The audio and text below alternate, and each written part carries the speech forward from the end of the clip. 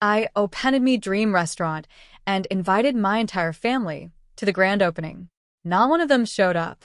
They all went to Ezra's promotion party instead, a backyard barbecue with plastic chairs and lukewarm beer, while I stood in a Camelot dining room waiting. And as I closed up alone, wiping down untouched tables and folding napkins no one used, Dad finally texted, "We need to discuss the restaurant. My name is Juliet Martin. I'm 34. And if you think you know how this ends, stay tuned. What do I do when the people you fed your dreams to show up only when there's something left to eat?" The kitchen still smelled like garlic and rosemary. The handwritten menu cards I spent hours on were all still stacked neatly at the host stand. And the playlist, the one I made from songs that reminded me of Michaelhood, kept looping on empty speakers. I stared at my phone. No calls. "No, sorry, we're running late." Not flowers, not even from Mom. Just Ezra's Instagram story. Promotion party vibes bottle with popping gork. My entire family in the background laughing, dancing, holding a cake that said "to bigger things." I'd built something from scratch. They didn't just miss it, they ignored it. So, when Dad texted, I didn't ask what he wanted to discuss. I knew he was worried about the money he assumed he'd get. The family tab, the unspoken discount he thought he'd earn just by sharing my last name. I stared at the screen for a moment, then typed one sentence that would rewrite the rules forever. Effective immediately. The restaurant is closed to all family and reservations, no discounts, no exceptions. And 20 minutes later, my phone lit up. 19 missed calls and one knock at the back kitchen door.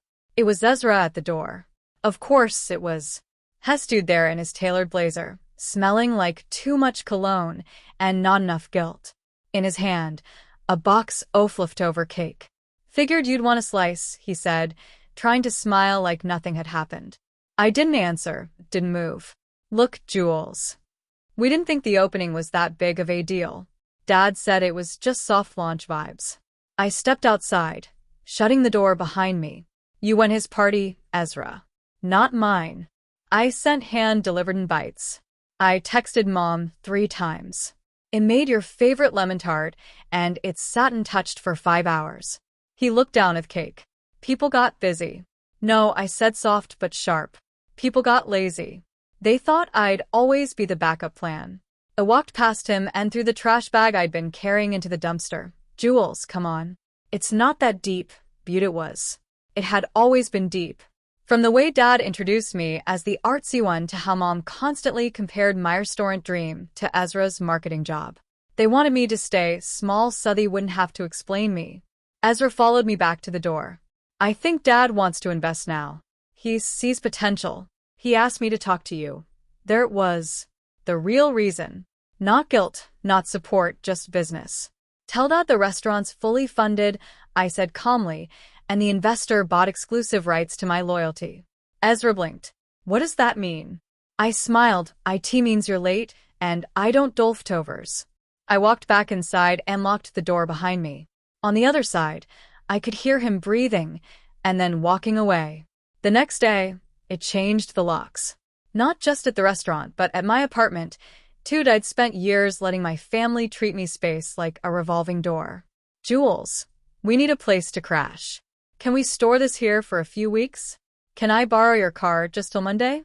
And every time I'd said yes, because saying no made me feel selfish, because somewhere deep down I thought that being useful was the same as being loved. But love doesn't flake on your life's biggest moment. Love doesn't shrug off your invitations. Love shows up, so I made it official. A sign on the restaurant door read, "Dear customers, due to overwhelming support, we're transitioning to reservations only. No walk-ins accepted, even if we share DNA at BY noon." It was on local foodie blogs at BY evening. It went viral. The photo of me in my white apron, arms crossed, standing in front of that handwritten sign. It hit a nerve. Comments flooded in. "This woman is my hero. Boundaries taste better than betrayal. Tell Ezra tote a slice of humble pie." Meanwhile, my phone buzzed nonstop. Mom called 5 times, left one voicemail. "Juliet, Thesis childish. We're family. We made a mistake, but this public tantrum is making things worse." I didn't respond. Instead, I opened the front door to a couple holding hands. Tourists from Georgia. We saw you online. The woman smiled. We can let our other reservation just to eat here. As I led them to their table, I caught my reflection in the front window. I didn't look bitter. I didn't look angry. I looked free. And behind me, the restaurant buzzed with laughter, clinking forks, and second chances I chose. Not ones I was foresaid to give. 2 days later, Dad showed up, not at the restaurant. He wouldn't risk the cameras or another headline. He came to my apartment. Juliet opened the door. He said, "Let's be adults about this." I watched him from the peephole, suit jacket slightly wrinkled, eyes tired. He looked like a man losing control of Astery he'd written. "I'll be brief, Head. Your mother's upset." Ezra's confused. "We all are." I opened the door but didn't step aside. "You want toe talk?" "Talk right here." He sighed. "Sis, ridiculous. We're not enemies." "No, you're just people who forgot I exist unless I'm footing the bill or cooking the meal." He flinched. "I was going to help you," he said quietly. "I was looking into some financing." "You mean you wanted equity?" I replied. "Control." Dad's face hardened. "Don't be paranoid." I pulled out the manila envelope that had been waiting on the console behind me. "Here's the deed. The restaurant is solely in my name. The LLC, the patents, the recipes, all mine." He blinked. "You got a lawyer." "I got a team," I said. "Funny what happens when you stop waiting for permission, Tashin." Dad looked down then muttered. "We just wanted you to succeed." "No, you wanted me dependent. Manageable." Hadn't respond. Before he left, he turned and said, "This will come back to bite you, Jules. You're burning bridges." I nodded calm. "Then I guess I'll learn to swim." I shut the door, and for the first time in my life, I didn't feel like I needed their name to succeed because mine, Juliet Martin, was finally worth something. By that night, I had 12 new reservation requests and one message from Ezra. "They're planning something, to be careful." I didn't flinch. Let them plan. So was I. The first sign was a bad Yelp review. Then 2, then 6. All within an hour. Each one eerily similar. Food was cold. Staff was rude. Owners stared at us like we didn't belong. Only problem, none of those names were in the reservation log. And we never had cold food. I knew what this was. Ezra's message echoed in my head. They were planning something. A smear. Campaign point 1 Star Warfare. The kind of digital vandalism that doesn't leave fingerprints, just poison. I didn't panic. I prepared. I called my lawyer. Then I reached out to one of my regulars, a journalist from a local paper who had once written a glowing piece titled "The Restaurant with a Soul." "I think someone's targeting you," she said after reading the reviews. "Want to go on record?" I said yes. By morning, the article was out. Beneath the apron strings, how a rising star chef fought back against family sabotage. It wasn't revenge, it was truth. The piece included screenshots, dates, contradictions, even a quote from a staff member who said her dad came in last week and threatened to buy out her lease if she didn't come to her senses. By noon, the story had legs. Comments poured in again, this time from people defending me. "Imagine being this threatened by your daughter's success. Families like this create warriors. She's not the black sheep. She's the phoenix." That night, a woman walked into the restaurant and whispered, "They tried to break you, but I came here to tip you $1,000 just for standing up." I cried in the walk-in fridge, not out of weakness, but relief. Because for once, I wasn't alone. The world had seen what they did, and they chose me. "You said the next move wasn't mine." It was Ezra's fiance, Natalie. She showed up during closing hours. No reservation, just a fragile smile and a trembling phone in her hand. "Can I talk to you?" she asked. "Please, just a minute." I almost said no, but something in her eyes, guilt, maybe, held me still. She sat across from me in the last booth by the window, her hands wrapped tight around a coffee cup I hadn't poured yet. "I didn't know," she whispered. "I didn't know how far they were going." I stayed quiet. They created a WhatsApp group. Your mom, Ezra, your Aunt Linda, even your cousin Mark. It was called Project Reset. The plan was to pressure you into selling a restaurant or force you to fail. I didn't flinch. I already knew. Natalie continued, her voice cracking. Ezra said they were just trying to bring you back to reality. But after the article went viral, they turned on each other. Your mom blamed Ezra. Ezra blamed your dad. It's chaos now. I leaned back watching her. Why are you telling me this? She looked ashamed. Because they drag me into it, and because I don't want to marry someone who treats his sister like that. She slid her phone across the table. Screenshots, messages, voice notes, proof. I stared at them. Names, dates, plans. Natalie cleared her throat.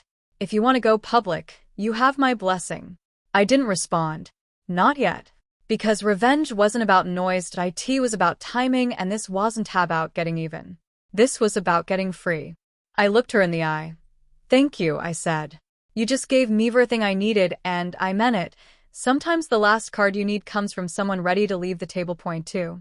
The headlines hit at 9:12 a.m. Chef Juliette Martin's family caught plotting to sabotage her career. Leaked messages confirm. I hadn't spoken to any press. I didn't need to. Natalie leaked the messages herself. Posted them with a simple caption. I won't be marrying into this family. It exploded. Screenshots from the Projector Reset group chat painted the full picture. She's too full of herself. Pull a plug on her supplier discount. Make her beg to come back. The public backlash was instant. Supporters of the restaurant flooded social media with hashtag #StandWithJuliette. People who had been silent before, old friends, high school classmates, even past coworkers, all spoke up. She was always the one carrying everyone. They used her until she had nothing left. This is why she shines. She fought alone.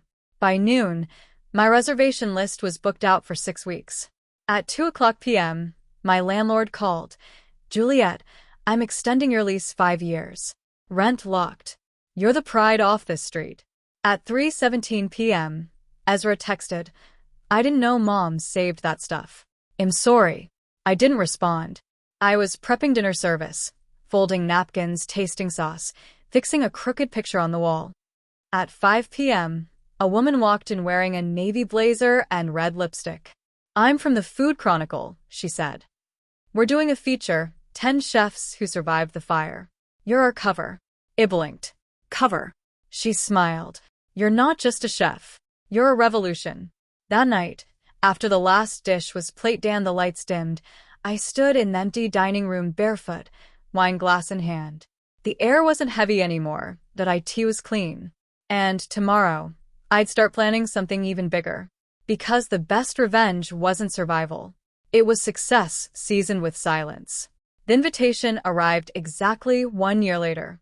Gold foil, scripted lettering, sealed with a crest I knew too well. You are cordially invited to Ezra and Marlene's engagement brunch. I laughed. The same family who once locked me out of celebrations was now asking me to join their curated photo op, likely hoping I'd post something positive to help their image. I placed the invite in the blender. Then I opened my laptop and finalized a deal I'd been negotiating for months. Juliette's Table, my second location. This one was in a historic brick building downtown. Exposed beams, rooftop garden, a kitchen twice the size of the first. I'd hired my staff from overlooked places, culinary grads with no connections, single moms rebuilding, quiet dreamers who never got a chance. We built something sacred. Not just a restaurant, but a space where dignity was on the menu. As I stepped outside for the ribbon cutting, a crowd had gathered. The same journalist who had written the first article was there, mice in hand. What would you say to your family now? She asked. I smiled slow and soft. Nothing. They'd asked for explanations, apologies, second chances. I gave them silence because they never needed answers. They needed accountability. And I had nothing left to prove. Later that evening, I stood inside the new kitchen, apron dusted with flour, hands and dough. My staff buzzed behind me, laughter, chopping the low hum of hope. Then came the moment that marked everything. A woman walked in alone, nervous. I saw your story, she said. My daughter wants to be a chef. She's afraid she won't be good enough. I handed her a menu. Tell her this. They said the same to me.